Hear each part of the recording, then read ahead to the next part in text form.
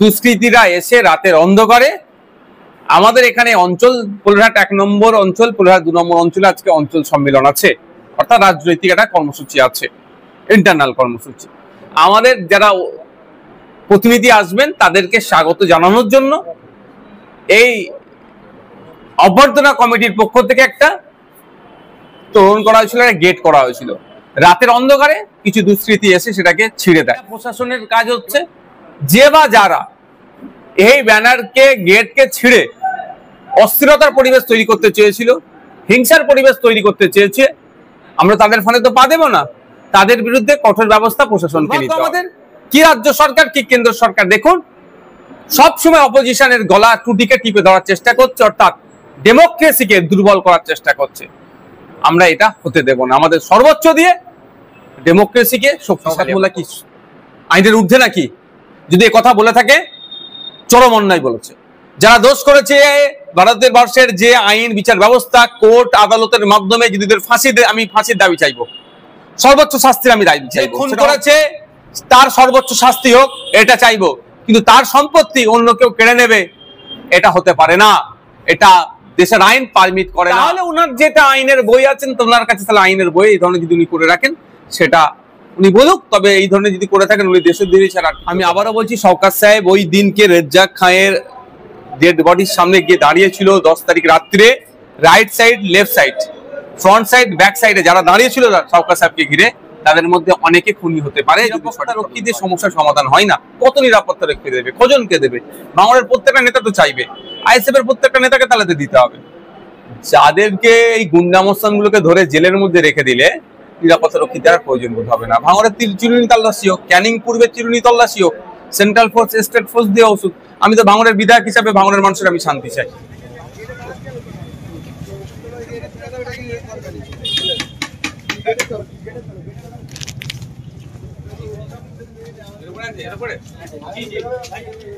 আজকে দেখলাম আজকে যে সভায় আপনি উপস্থিত হয়েছে, সেই সভায় ফেস্টুন ব্যানার ছাড়া কি করলেন? দেখুন, দুষ্কৃতীরা ছেড়েছে, আমি এর থেকে বেশি এখন বলবো না। অফিসার এসেছিলেন একজন, আমার সাথে কথা বললেন, তাকে বিষয়টা বললাম, আমাদের লিখিত অভিযোগ দায়ের হচ্ছে। আমি একটা কথা বললাম যে আপনারা জানেন এখানে একটা রাজনৈতিক দলের কর্মসূচি হবে, স্বাভাবিকভাবে এখানে প্রোটেক্ট করা দরকার ছিল, অর্থাৎ এখানে আপনাদের ফোর্সের চাই সিভিক ভলেন্টিয়ার হোক বা কনস্টেবল রাখা দরকার ছিল। সেই বিষয়টা তিনি যে উত্তরটা দিলেন আমাকে সে তত পছন্দ লাগেনি। তারপরেও বলছি, দুষ্কৃতীরা এসে রাতের অন্ধকারে আমাদের এখানে অঞ্চল পোলরহাট 1 নম্বর অঞ্চল, পোলরহাট 2 নম্বর অঞ্চলে আজকে অঞ্চল সম্মেলন আছে, অর্থাৎ রাজনৈতিক একটা কর্মসূচি আছে, ইন্টারনাল কর্মসূচি। আমাদের যারা প্রতিনিধি আসবেন তাদেরকে স্বাগত জানানোর জন্য এই অভ্যর্থনা কমিটির পক্ষ থেকে একটা তোরণ করা হয়েছিল, একটা গেট করা হয়েছিল।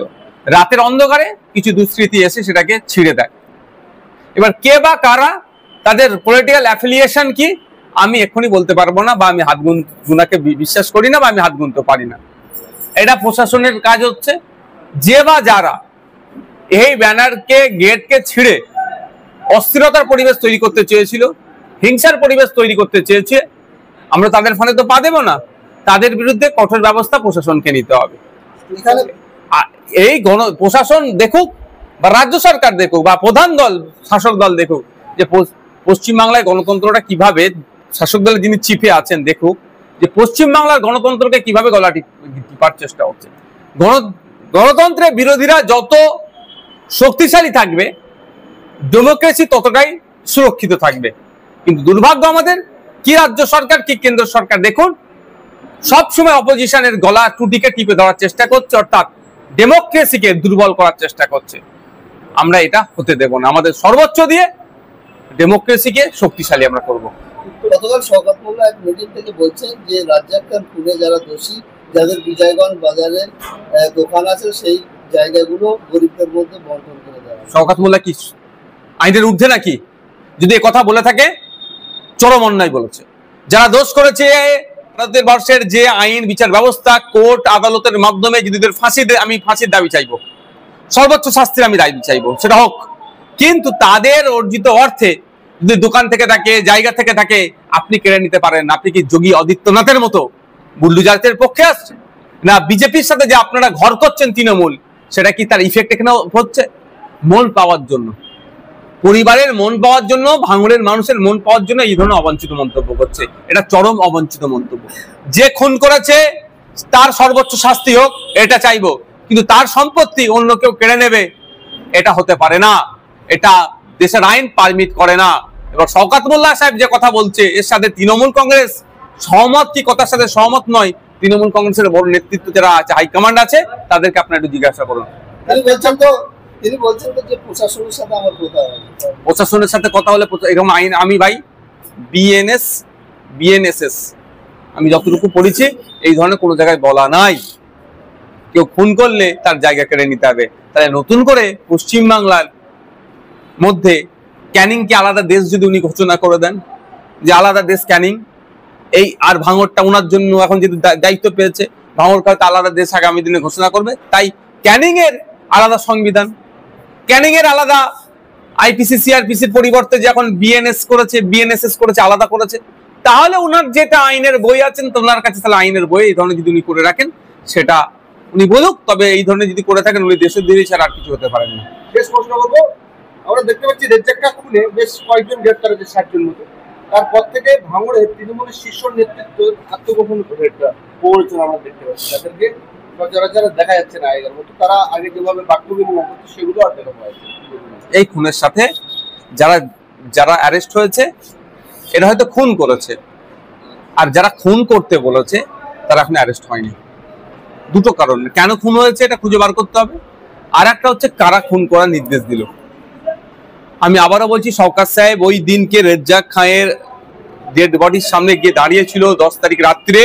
Right side, left side, front side, back সাইডে যারা দাঁড়িয়েছিল শওকত সাহেবকে ঘিরে, তাদের মধ্যে অনেকে খুনি হতে পারে যদি সঠিক তদন্ত হয়। Thank you. আরাফুল ইসলামের ছেলে পুত্র হাকিমুল ইসলাম, তিনি নিরপেক্ষভাবে তিনি প্রশাসনের জানিয়েছেন। হাকিমুল সাহেব দেখছেন তার দলের ছোট বড় মেজর সেজ নেতারা নিরাপত্তা পেয়ে যাচ্ছে, তিনি কেন পাবেন না? সেজন্য চালিয়েছে। তবে যদি ওনার উপরে আক্রমণ হওয়ার কোনো সম্ভাবনা থাকে, প্রশাসনের অবশ্যই আশা করব তিনি এসবি আইবি যারা ডিআইবি আছে তারা দেখবেন থ্রেট কতটা আছে, নিরাপত্তা রক্ষী দেবে। তবে একটা কথা বলি, নিরাপত্তা রক্ষী দিয়ে সমস্যার সমাধান হয় না। কত নিরাপত্তা রক্ষী দেবে, কজনকে দেবে? ভাঙড়ের প্রত্যেকটা নেতা তো চাইবে, আইএসএফ এর প্রত্যেকটা নেতাকে তাহলে দিতে হবে।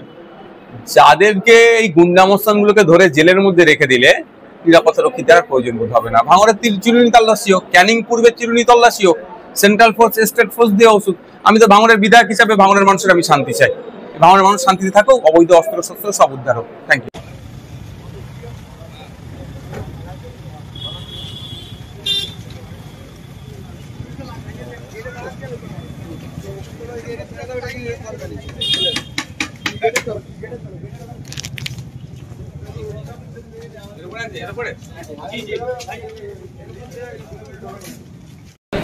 আর দেখুন এই কাগজটার মধ্যে এইটা প্রত্যেকের আছে, এর মধ্যে একটা ছোট্ট পর্চি আছে, দেখুন পাবেন। ওই পর্চিটা কি? এই যে আপনারা আমার জিন্দাবাদ জিন্দাবাদ ইনকলাব জিন্দাবাদ জিন্দাবাদ আইএসএফ জিন্দাবাদ জিন্দাবাদ